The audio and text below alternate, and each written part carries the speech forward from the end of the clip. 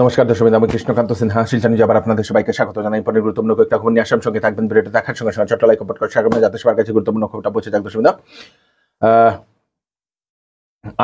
আসামের মোট জেলা পরিষদ এবং আঞ্চলিক পঞ্চায়েতের কতটা সিটে বিজেপি জয় করেছে সেটার একটা তালিকা প্রকাশ করা হয়েছে। দর্শক, আসামে মোট জেলা পরিষদের সিট হচ্ছে আপনাদের 397টা।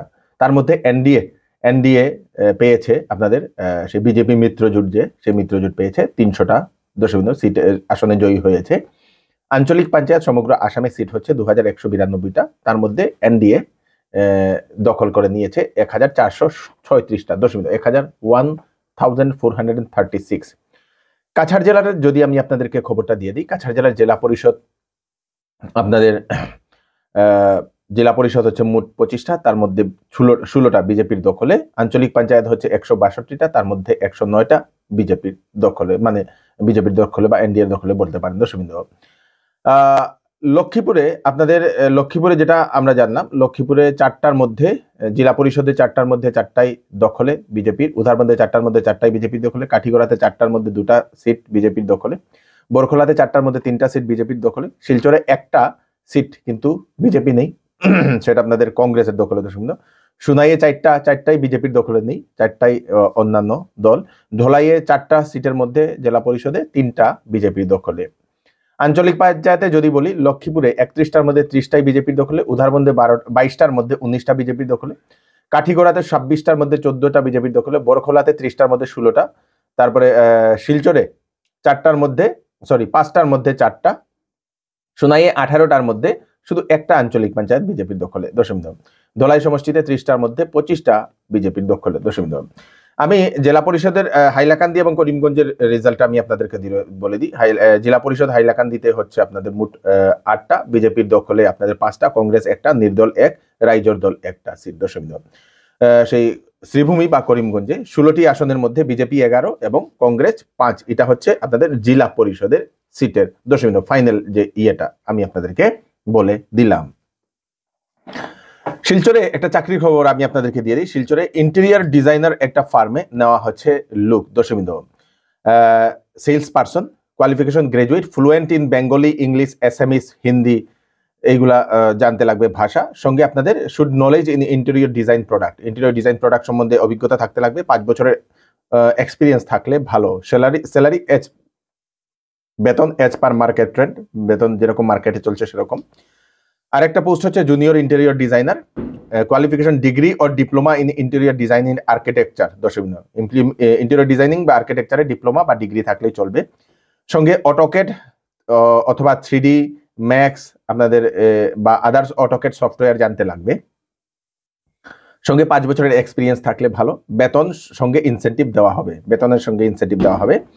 আপনারা বায়োডাটাটা ইমেল যুগে আপনারা পাঠাতে লাগবে আপনাদেরকে inside.story.id@gmail.com। আমি স্ক্রিনেও সেই ইয়েটা দিয়ে দেবো, সেই কি বলে আপনাদের ইমেলটা, সেই ইমেলে আপনারা আবেদন করতে পারবেন।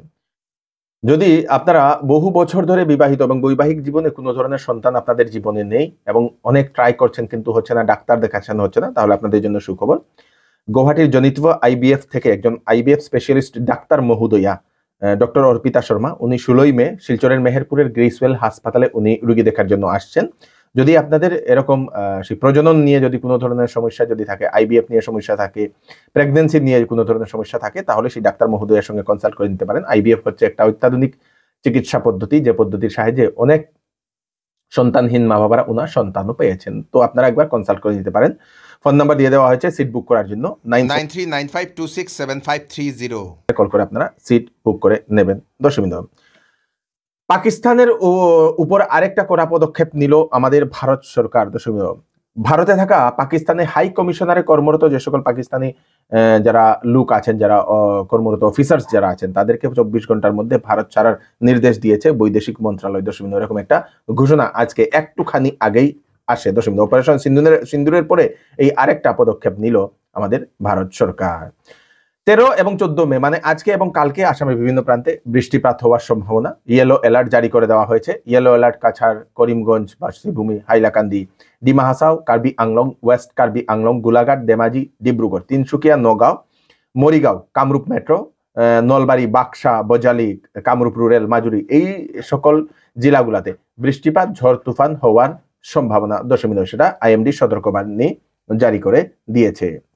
ওয়াকফ সংশোধনী আইন নিয়ে নেক্সট শুনানিটা কখন হবে? সেটা হবে 15ই মে। 15ই মে সেই ওয়াকফ সংশোধনী আইন নিয়ে শুনানি হবে। হয়তো সেখানে কোনো সেই রায়ও দিতে পারে বলে এরকম অনুমান করা হচ্ছে। দশমিক সুপ্রিম কোর্ট কোনো একটা রায়ও দিতে পারে বলে এরকম অনুমান করা হচ্ছে। একটা নিখুঁত সংবাদ আমি আপনাদেরকে দিয়ে দিই।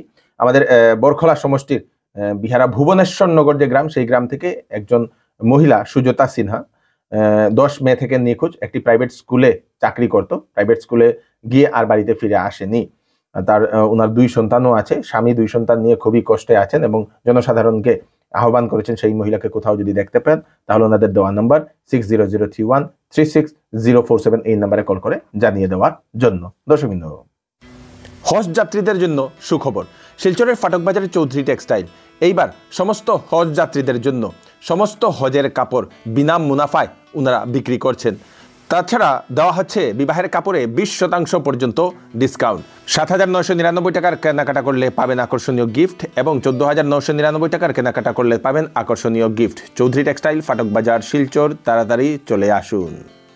ওয়েডিং সিজন উপলক্ষে শ্যামসুন্দর জুয়েলার্স আপনাদের জন্য নিয়ে এলো HUID সার্টিফাইড হলমার্ক গহনার নিত্য নতুন কালেকশন এবং সঙ্গে পাচ্ছেন সোনার গহনার মজুরির উপর 40% ছাড় এবং ডায়মন্ডের উপর 15% ছাড়। এছাড়াও এখানে পাবেন পুরাতন সোনার বিনিময়ে নতুন গয়না নেওয়ার সুযোগ। তাড়াতাড়ি চলে আসুন Shyamsundar jewellers, central road, Silchar.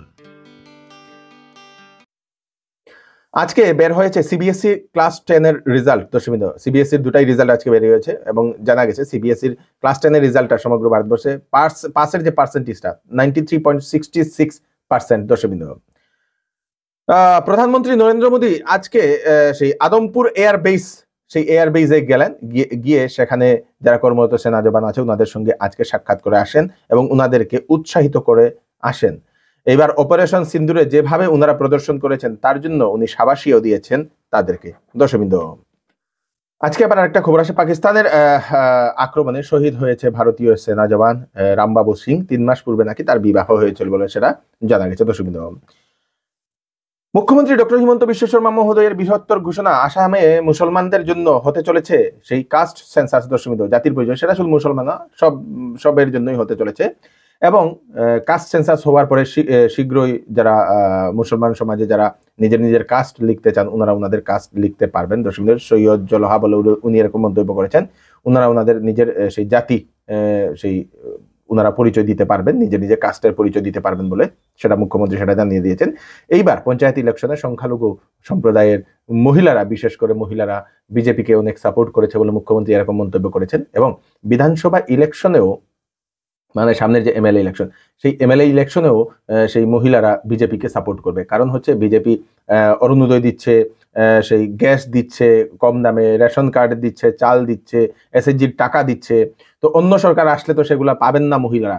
তো তাই বিজেপিকে সেই মুসলমান সমাজের মহিলারা ভোট দেবেন বলে মুখ্যমন্ত্রী ডক্টর হিমন্ত বিশ্ব শর্মা মহোদয় এরকম একটা আশা ব্যক্ত করেছেন আজকে। দর্শকবৃন্দ, শিলচরের মদনমোহন পার্ক লেনে চুরি হয়েছে বহু দিন থেকে।